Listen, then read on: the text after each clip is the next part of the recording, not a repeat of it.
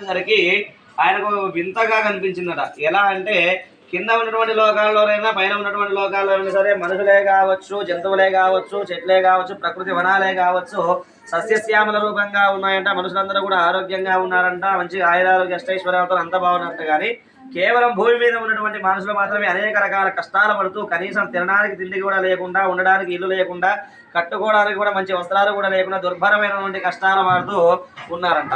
అలా ఉండేసరికి భూమండలం మొత్తాన్ని పరిపాలించేవాడు శ్రీ మహావిష్ణువే కదా. మరి ఆ పరిపాలిస్తున్నటువంటి ఆ విష్ణుమూర్తి యొక్క నాయకత్వంలో ఎందుకు ఇలాంటి మనుషులందరూ కూడా ఇలా దుర్భరమైన ఇబ్బందులు పడుతున్నారు, నేను సాక్షాత్కారంగా ఆయన దగ్గరికి వెళ్ళి తేల్చుకుంటాను ఈ విషయం ఏంటో అని చెప్పేసి అని ఆ నారదమునుల వారు శ్రీ మహావిష్ణువు దగ్గరికి వెళ్ళిందట.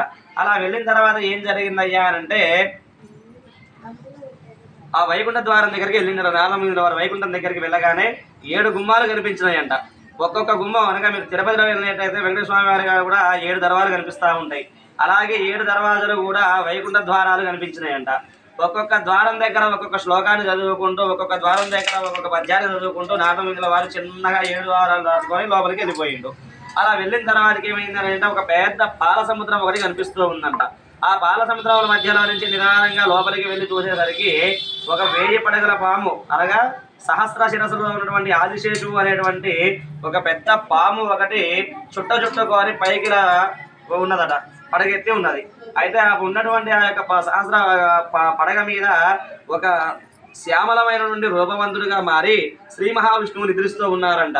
ఎలా ఉన్నారయ్యా అంటే స్వామివారు పట్టు పంచలను కట్టుకొని మంచిగా సస్యశ్యామలమైనటువంటి సువాసనలు విరాజిల్లేటువంటి తులసి మాలలు వేసుకొని, చేమంతుల మాలలు వేసుకొని, మల్లెల మాలలను వేసుకొని, అనేక రకాలుగా కూడా మనులు పొదగబడినటువంటి రత్నకు ఆభరణాలన్నీ కూడా తొడుక్కొని, 4 చేతులలో కూడా శంఖ చక్ర గదాపద్మాలను పట్టుకొని, అలాగే సువర్ణ నవరత్నాలతో పోగబడినటువంటి అందమైనటువంటి సువర్ణ కిరీటాన్ని కూడా పెట్టుకొని సమస్తంగా కూడా మంచిగా అలంకరించుకొని ఉన్నారన్నమాట.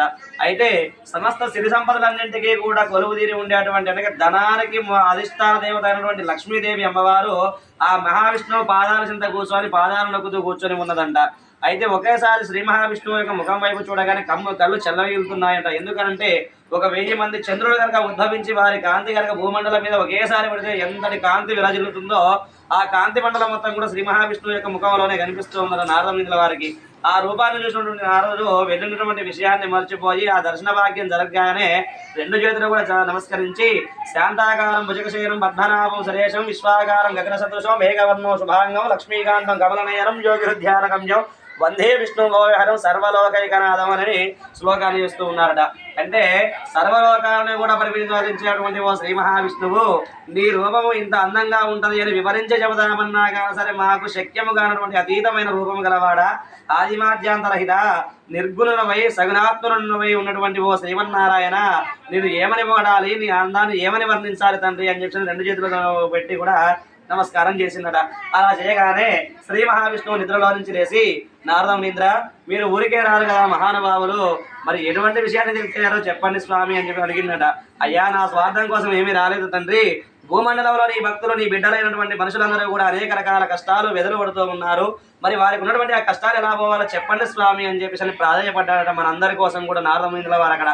అలా పడేసరికి నాయన లోక కళ్యాణం జరగాలి అని చెప్పేసి అనగా మనుషులందరూ బాగుండాలి అని చెప్పేసి మానవాళి బాగుండాలి అని చెప్పేసి నువ్వు ఈ కోరిక కోరుకుంటున్నావు కదా, నీ కోరిక మేరకు నీకు వరమిస్తున్నాను విను అని అన్నారట స్వామి. ఏమిటి స్వామి అని అడిగితే, నాయన రాబోయేటువంటి కలియుగంలోన మనుషులందరికీ కూడా కష్టాలు మొత్తం కూడా పోవడానికి అని చెప్పేసి అని బ్రహ్మ విష్ణు మహేశ్వరుల ముగ్గురం కూడా కనుక బ్రహ్మదేవుడు విష్ణుమూర్తి శివుడు ముగ్గురు కూడా కలిసి సత్యనారాయణ స్వామి వారి అవతారంగా మారబోతూ ఉన్నాము. అలాగే లక్ష్మీదేవి, పార్వతీదేవి, సరస్వతీదేవి అమ్మవారు ముగ్గురు కూడా కలిసి ఆ రమాదేవి అవతారంగా మారబోతూ ఉన్నామనగా 6 దేవతలు కలిసి 2 అవతారాలుగా మారి మేము సత్యనారాయణ స్వామి వారిగా అన్నవర క్షేత్రంలో వెలవబోతూ ఉన్నాము. ఎవరైతే ఆ అన్నవరం కనుక వెళ్ళేసి అక్కడ అనేక రకాలుగా కూడా ఈ యొక్క సత్యనారాయణ స్వామి వారి వ్రతాన్ని ఆచరిస్తారో, ఆ స్వామికి సంబంధించిన పూజా కార్యక్రమాలు నిర్వహించుకుని వస్తారో వారికి ఉన్నటువంటి కష్టాలు మొత్తం కూడా పోతాయి నారదా అని చెప్పేసి అన్నారట. అంటే స్వామి ఆ ముగ్గురు కలిసి 6 దేవతలు ఒకే అవతారంగా ఎందుకు మారవలసి వస్తుంది చెప్పండి అనుకుంటే స్వామివారు అంటూ ఉన్నారట, ఒకరు శివభక్తులు ఉంటారు, ఒకరు విష్ణు భక్తులు ఉంటారు, ఒకరు బ్రహ్మ భక్తులు ఉంటారు. అనగా ఎవరికి వారు వేరువేరుగా ఉండి కొంతమంది తగువులు ఆడుకునే వాళ్ళు చాలా మంది కూడా ఉంటూ ఉంటారు. మీరు శివభక్తులం, మేము విష్ణు భక్తులం అని. కానీ ఆ భేదం మొత్తం కూడా పోవడానికి అని చెప్పేసి అని అనగా ముగ్గురు మూర్తులకు కనుక విడివిడిగా చేస్తే వచ్చేటువంటి వ్రతం కేవలం సత్యనారాయణ వ్రతం చేస్తే రావాలి అని చెప్పేసి అంటారట. అంటే మామూలుగా ఏకాదశి నోములు అని చెప్పేసి అని విష్ణుమూర్తికి సపరేట్గా చేసే వాళ్ళు కొంతమంది ఉంటారు. వరలక్ష్మీ వ్రతం అని చెప్పేసి అని సపరేట్గా చేసుకునే వాళ్ళు కొంతమంది ఉంటారు. శివపార్వతులకు కేదారేశ్వర నోములు చేసుకునే వాళ్ళు కొంతమంది ఉంటారు. పార్వతీదేవి అమ్మవారికి దేవి నవరాత్రుల్లో పూజలు చేసుకునే వారు కొంతమంది ఉంటారు. సరస్వతీదేవి అమ్మవారికి మూలా నక్షత్రం రోజు వ్రతాలు చేసుకునే వారు కొంతమంది ఉంటారు. ఈ వ్రతాలన్నీ కూడా ఒకసారిగా కలగలుపు చేయాలంటే సత్యనారాయణ వ్రతం చేయాలి. ఆ వ్రతం చేస్తే అందరి దేవుడికి ముగ్గురు మూర్తులకు ముగ్గురు అమ్మవారికి చేసిన ఫలితం వస్తుంది. అప్పుడు వారికి ఉన్నటువంటి సమస్త కష్టాలు కూడా పోతాయి నాయన అని చెప్పేసి అన్నారట స్వామివారు. అలా అనగానే స్వామి మరి ఈ వ్రతాన్ని ఎప్పుడు చేయాలి, ఎక్కడ చేయాలి, ఎలా చేయాలి, ఎవరి చేత చేయించబడాలో మాకు చెప్పండి అయ్యా అని అడిగారట. అడిగితే ఈ వ్రతాన్ని వైశాఖ మాసమందు కానీ, కార్తీక మాసమందు కానీ, మాఘమాసమందు కానీ, శ్రావణ మాసమందు కానీ, ఏకాదశి తిథి నాడు కానీ, లేదా రవి సంక్రమణ దినము అనగా సూర్య భగవానుడు ఒక రాశిలో నుంచి మరో రాశిలోకి ప్రవేశించేటువంటి రోజు కానీ ఈ వ్రతాన్ని చేసినట్లయితే సమస్త దోషాలు కూడా దొరికిపోయి చేసినటువంటి వారికి అనేక రకాల సుఖాలు కూడా సంప్రాప్తమవుతాయి నారదా అని అన్నారట. స్వామి మరి ఈ యొక్క వ్రతం చేయాలంటే ముందుగా ఏ ఏ దేవతల్ని ఆహ్వానించాలి, ఎవరెవరిని పూజించాలి చెప్పండి అని అడిగారట.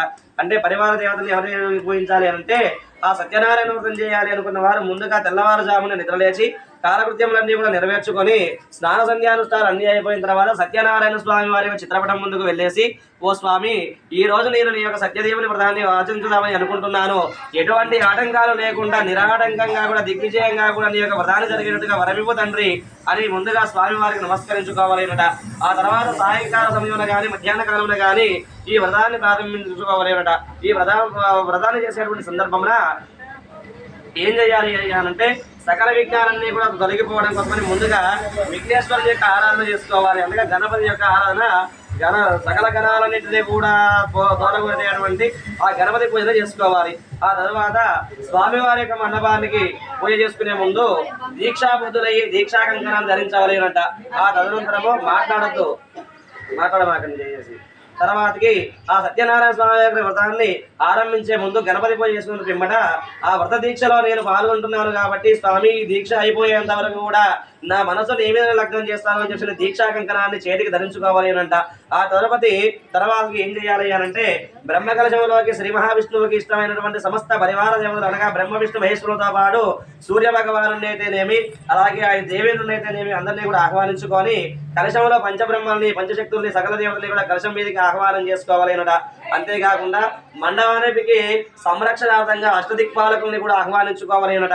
ఆ తదుపరి ఆదిత్యాది నవగ్రహాలని ఇంద్రాది అష్టదిక్పాలకుల్ని సమస్త నక్షత్ర దేవతలను కూడా ఆహ్వానం చేసుకొని వారందరికీ కూడా ముందుగా కూడా చేయవలసినటువంటి ధూపదీప నైవేద్యాది కార్యక్రమాలు నిర్వర్తించుకున్న తర్వాత సత్యనారాయణ స్వామి వారి యొక్క ప్రతిమని 1 తులము బంగారంతో కానీ, అర్ధ తులము బంగారంతో కానీ, పావు తులము బంగారంతోనైనా సరే చేయించి ఆ ప్రతిమను స్వామివారి యొక్క మండపం ముందు ఉంచి పంచామృతాలతో ముందుగా స్వామిని అభిషేకించుకోవాలి అన్నమాట. ఆ అభిషేకించిన తర్వాతకి స్వామివారి యొక్క ప్రతిమలను తాకి అందరూ కూడా నమస్కరించుకొని మండపంలో భక్తి సమాప్తంగా కూడా ఆ మండపంలో ప్రతిష్ఠించుకోవాలి అనంట. ఆ తర్వాత స్వామివారికి ఇష్టమైనటువంటి ఆదాంగ పూజలు అయితేనేమి, అష్టోత్తర పూజలు అయితేనేమి అన్నీ కూడా జరిపించుకొని ఆ స్వామిని నమస్కరించుకొని, తండ్రి మా కన్నోడి కష్టాల మొత్తం కూడా నీవు తీర్చివేయవయ్యా అని చెప్పేసి చెప్పుకుంటూ ఉన్నటువంటి బాధల మొత్తం కూడా చెప్పుకుంటూ స్వామివారి యొక్క 5 కథలు కూడా శ్రద్ధగా వినేవారనట. ఈ మా యొక్క కథ యొక్క వ్రతాన్ని చేయాలనుకునే వారు ఎట్టి పరిస్థితుల్లోనైనా ఒక సువర్ణమైనటువంటి ఒక మంచి మండపాన్ని ఏర్పరచుకొని అందులో మంచిగా ఒక కొత్త వస్త్రాన్ని పరుచుకొని అందులో బియ్యము పోసి అందులో రాగితోనైనా సరే, వెండితోనైనా సరే, బంగారంతోనైనా సరే, లేకపోతే కనీసం మట్టి దానితో చేయబడినటువంటి సరే ఒక కలశాన్ని ఏర్పాటు చేసి చేయవలెనట. ఆ కలశం అనేది లేకుండా సత్యదేవుని వ్రతం చేసినట్లయితే ఆ యొక్క ఫలితం అనేది ఉంటుందన్నమాట అని ఈ విషయాల మొత్తం కూడా చెప్పారన్నమాట.